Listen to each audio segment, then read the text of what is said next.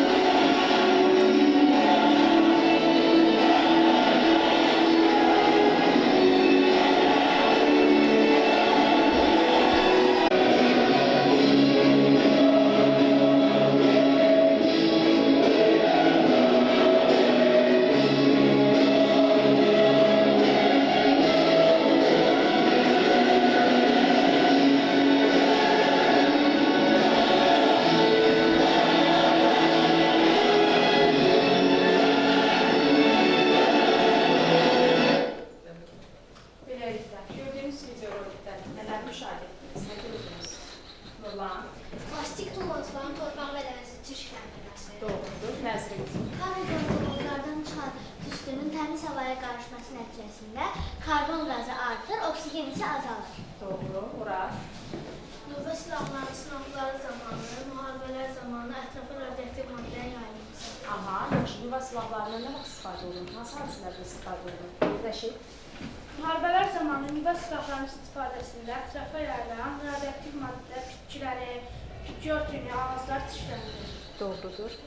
Müharibələr baş vermişdir. Torpaqlarımızın neçə faizi işğal altındadır? Anira? Torpaqlarımızın 20% işğal altındadır. Bunlar Xocalı, Şuşa, Laçın, Xocavənd, Kəlbəcər, Ağdam, Ağdərə, Cəbrayıl, Füzuli, Zəngilan, Qubadlı. Bəli, tam demək olar ki, ekologiyanın təmizliyinə əhatə olunmuş torpaqlarımız artıq işğal altındadır. Yaxşı, deyin görün, daha nələr çirkləndirir? Daha nələri müşahidə edirsiniz? Məndən? Sel və su daşqınları, bunların dənizə tökülməsi və dənizi çirkləndirməsi. Daha, Mustafa? Evlərin yanması nəticəsində tüstünün havaya qalxmasını və yanan əşyaların küçəyə atılması. Evlər nəyə görə yanır? Nəyin nəticəsində evlər yanır bilər? Necə yanır bilər? Təşrif? Lazım qazlar yüksək temperatur nəticəsində meşələrdə yanğın baş verir. Bu da ətrafa yayılır, evlərin yanmasına səbəb olur. Bəli, bu təbii yoldan baş verir. Daha sonra daha nələr baş verdi? Nələr gördük? Səyir. Orada müharibələrin baş verməsi nəticəsində bəzi xəstəliklərin yayılması. Doğrudur. Bunun nəticəsində də havamız çirklənir, atmosferimiz çirklənir. Daha nələri müşahidə etdik? Anar. İnsanlara lazım olmayan tullantıların dənizlərə atılması. Dənizlərin çirkləndir və dənizin çirklənməsi nəticəsində də bir növ nəyə? Balıqların məhv olmasına Məhvəyə gətirib çıxarır. Bəli, balıqları məhvəyə gətirib çıxarır. Daha nələr müşahidə etdik? İnsanlar tərəfindən necə oldu? İnsanlar tərəfindən dağların uçurulması. Dağların, daha. Fabrika zavodlardan çıxan tüstülərin havaya yayılması. Doğrudur. Daha. Əlif. Ağacların kəsilməsi. Doğrudur. Ağaclar nə üçün kəsilir? Ağaclar nə üçün kəsilir? Burada. Onlar məişətdə istifadə edilən mebellər və başqa dəftər, kitab hazırlamaq. Doğrudur. Bununla da sənaye lazım olduğuna görə də bitki örtüyümüzə zərər dəyir. Yaxşı uşaqlar, bunları ümumiləşdirib necə adlandırmaq olar? Ayrı. Torpağın çirklənməsi. Daha. Bəşir. Havanın çirklənməsi. Doğrudur. Zəhra. Dənizin çirklənməsi. Əsmər. Bitki örtüyünün çirklənməsi. Doğrudur. Yaxşı. Sizin adlarınız olur mu? Torpaq qrupu. Bitkilərin qrupu. Hava və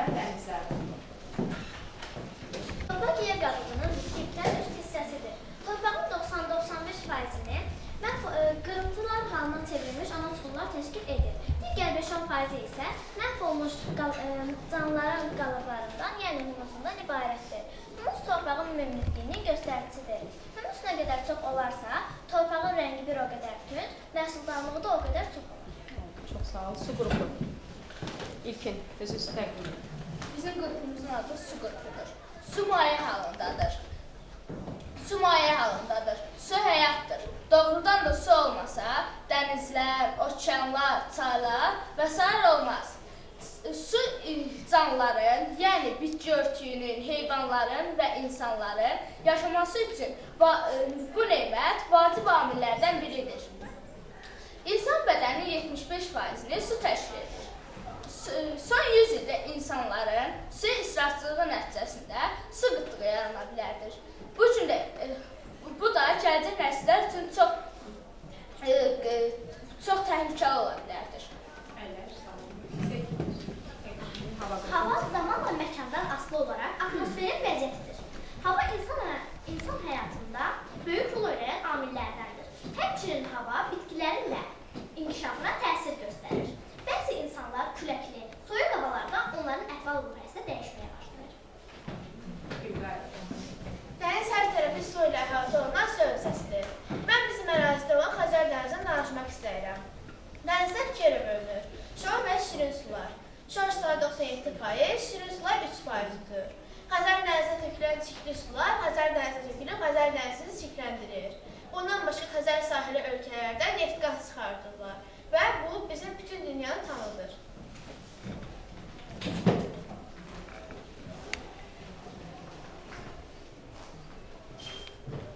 Yaxşı uşaqlar. Deməli, bunlar ümumilikdə bitkilər örtüyü, siz özünüzü təqdim edin. Bitkilər canlı orqanizmlərin əsas qruplarından biri sayılır. Bitkiləri verən elm botanika adlanır. Hal-hazırda dünyada 500-nə qədər bitki növü vardır. Onlardan 370 növ bitki endemikdir, yəni Azərbaycanda bitkidir. Bir yer var. Ekologiya daha. Ekologiyanın çirklənməsi və ekologiya nədir? Açın kitablarınızı, nəfis kitablarını açın, ekologiya nədir dərsiniz. Başda oxumağa, Adil. Ekologiya Yunan sözü olub, yurd, məscən və elm sözlərinin birləşməsindən yaranmışdır. Müasir dövrdə ekologiya təbiət haqqında elm kimi başa düşülür. Bu cür ekologiya elminin qarşısında yer kürəsini xilas etmək kimi çətin vəzifə durur. Çünki canlıların yaşamasının və sağlamlığının basit amili olan hava getdikcə daha çox tirklənir. Davam elə Mustafa.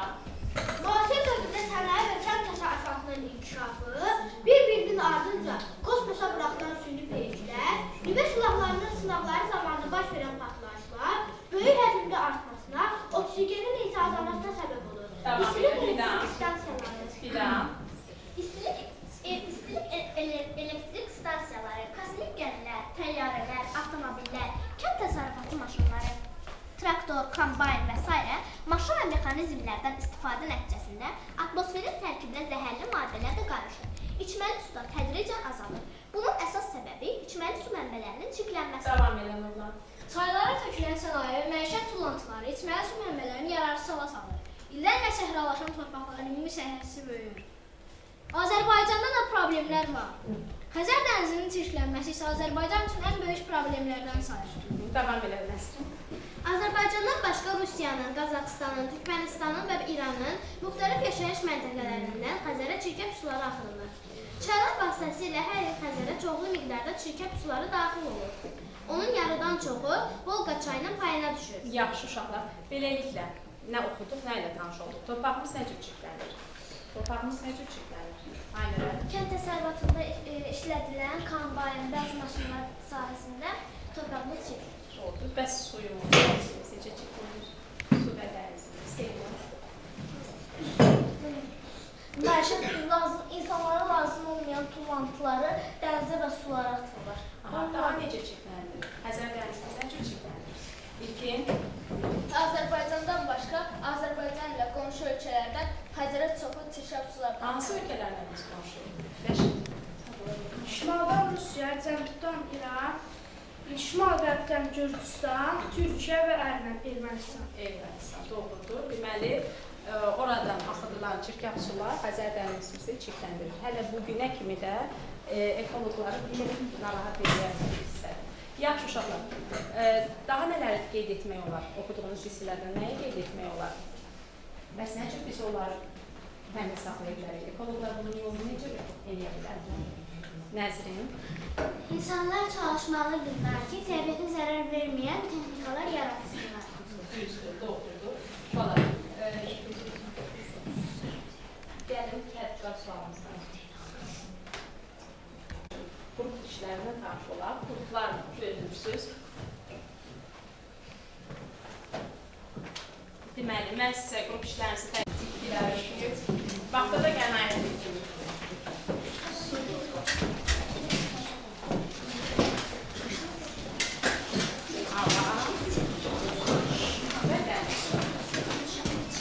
Suallar tanış olun.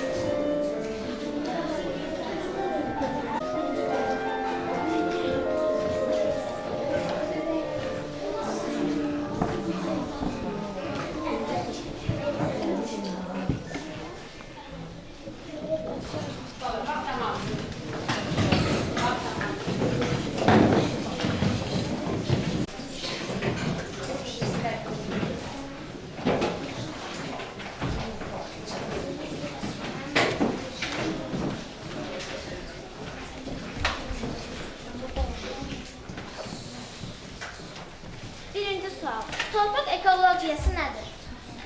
Torpaq yerin bitki biçən qatıdır. Bizim istifadə etdiyimiz ərzaqlarımız torpaqdan alınır.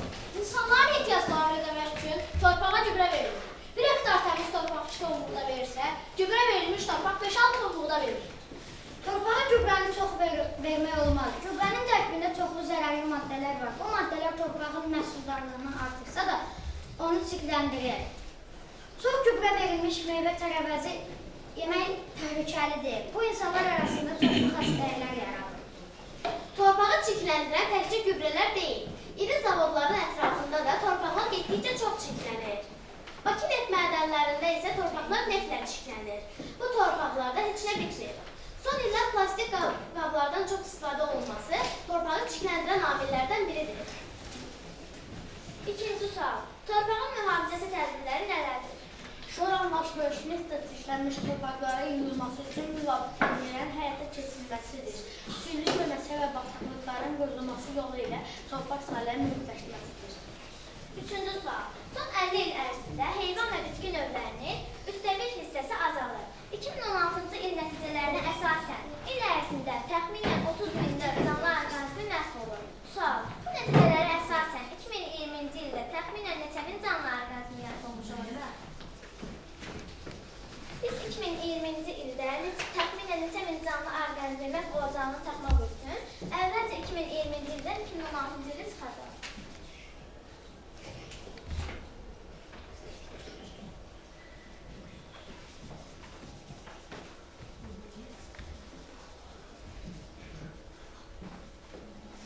Sonra isə il ərzində 30 min növ canlı orqanizmi məhv olursa, 30 mini 4-ə bölünür.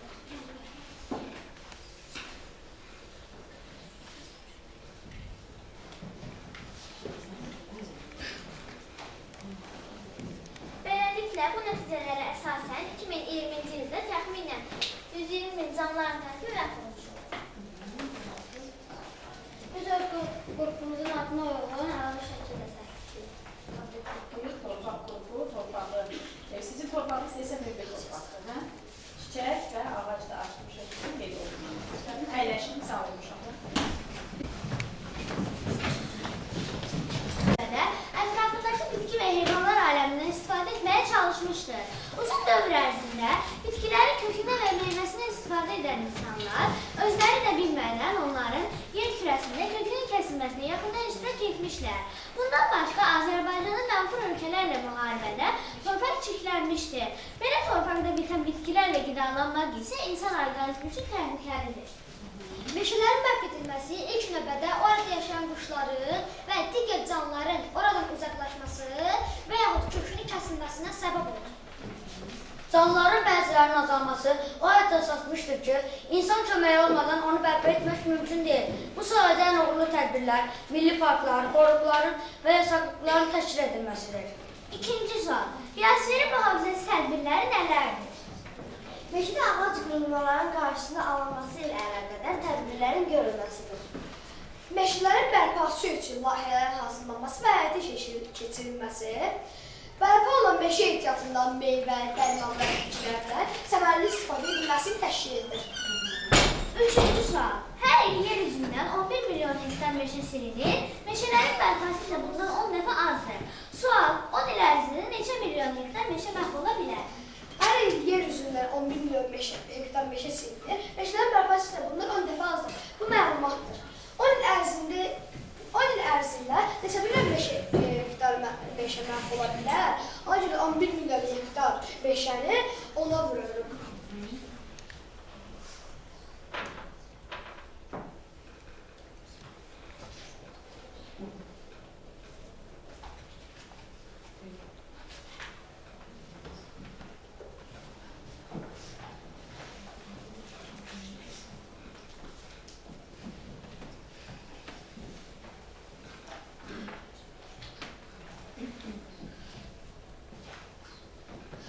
Ərzində 110 milyon hektar meşə məhv ola bilər. Biz öz qrupumuzun adına görə əl işi qaldırırıq. Bitkilər örtüyü, bitki örtüyü təbii ki, bitkilərlə canlılar da qidalanır. Yabani bitki də qeyd etmişsiniz. Heyvanların qidasını yaxşı danışdırın.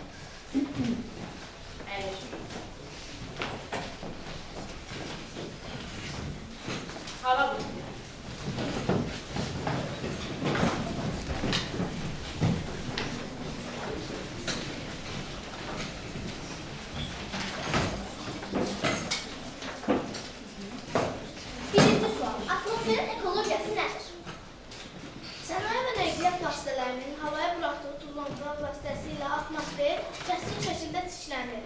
Atmosferin ümumi çirklənməsi qlobal istiləşməyə gətirib çıxardır. Qlobal istiləşmədə bütün respublika ərazisində qışın isti çəkməsi müşahidə olunur. Yazda isə havanın tədricən azalması qeyd olunmuşdur. Atmosferə daxil olan tozlar, kül, giz çox yüngül olduğundan asanlıqla canlıların tənəffüs orqanlarına keçir və təhlükəli xəstəliklərin yaranmasına səbəb olur. İkinci sual. Atmosferin mühafizəsi tədbirləri nələrdir? Nəqliyyatda quruluşsuz benzindən istifadə edilməsi, orada nəqliyyat vasitələrinin istifadəsinin qadağan edilməsi, yaşayış məskanlarında, yol kənarında və məhəllələrdə yaşıllıqların artması ilə atmosfer havasının keyfiyyətinin yaxşılaşdırılması üçün tədbirlər görülür. Üçüncü sual. Orta sərnişin avtomobili bir ildə öz çəkisi qədər karbon qazı yaradır. 5 ton ağırlığındakı 45 avtomobil neçə ton karbon qazı yaradır? 5 ton ağırlığındakı 45 avtomobil neçə ton karbon qazı yarattığını tapmaq üçün 45 ilə 5-in fasilini tapmaq lazımdır.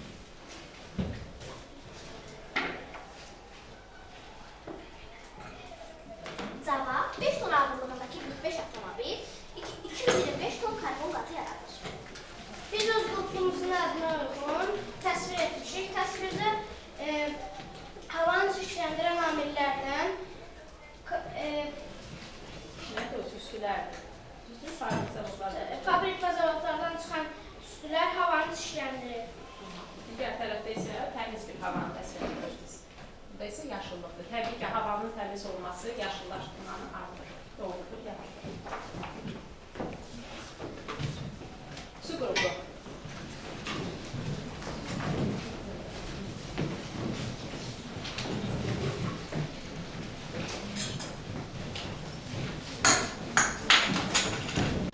Su qrupu. Birinci sual. Suyun ekologiyası nədir? Həyat üçün yalnız yox, içmə və təmiz su daha önəmlidir. Suyu çirkləndirən mənbələr bunlardır. Neft və neft məhsullarının çıxarılması və daşınması zamanı baş verən qəzaların, sintetik yorucu maddələrin su hövzələrinə axıdılması zamanı yaranan köpük qatı, kənd təsərrüfatında istifadə olunan gübrələr, elektrik stansiyaları, meteorologiya zavodlarında istifadə olunan qaynar, çirkli suların su hövzələrinə axıdılması zamanı su çirklənir. Ekoloqların hesabına görə hər il dünya okeanına 20-30 milyon ton çirkli maye axıdılır. Dünya okeanı və digər su hövzələrini təmizləmək üçün ilk növbədə dezinfeksiya edici tədbirlər görmək tələb olunur. İkinci sual. Şunun su ehtiyatının tədbirləri nələrdir? Mühafizə tədbirləri nələr? Yer kürəsinin üstü 2%-ni dənizlər, okeanlar, göllər, çaylar, buzlaqlar və bulaqlar təşkil edir. Dənizlərdə, okeanlarda duzlu su cəmləşdiyi üçün bu sular içməli deyildir. Lakin çaylarda, buzlaqlarda və bulaqlarda şirin su ehtiyatı cəmləşdiyi üçün içməlidirlər. Ekoloqlar da bu günə qədər həmin su hövzələrini qoruyurlar. Sudan səmərəli istifadə edilməsi istiqamətində dövlət proqramının hazırlanması və həyata keçirilməsidir. İndi ekoloqlar insanların sağlığına